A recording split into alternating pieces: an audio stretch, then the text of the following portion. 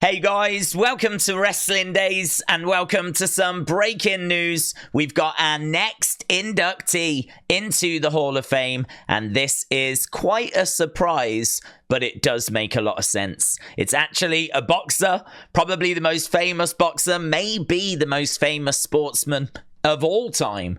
Muhammad Ali is going into the WWE Hall of Fame. And I think a lot of people might look at this and wonder why. Obviously, if you know about your wrestling history, you'll know why.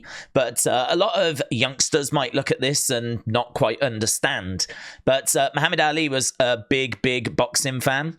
He spoke about how he was really inspired by wrestling when he was young, and actually that's what helped him kind of develop his promo skills. I think he was a big fan, if memory serves me right, of Gorgeous George, and so he really was into wrestling as a kid.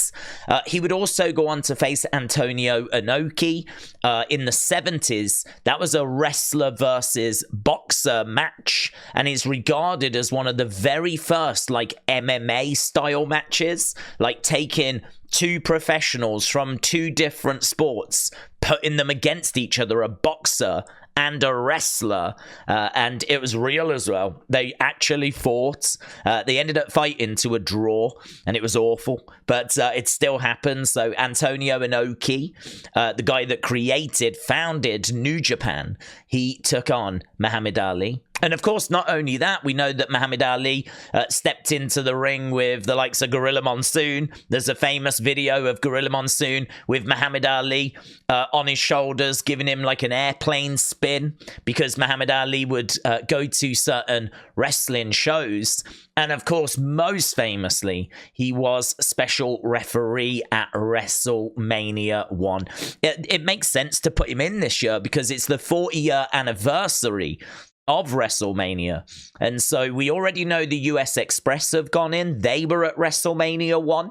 And so it makes sense to put Muhammad Ali in because he was also at WrestleMania 1. And of course, the connections would continue because he would take part in Collision in Korea, which is still to this day the most attended wrestling show of all time in North Korea, where New Japan and AJW and WCW all got together, went over, put on this massive show. Muhammad Ali went over there as well with them. So his connections with wrestling are very strong. His connections with WWE are very strong. His love for wrestling is very strong.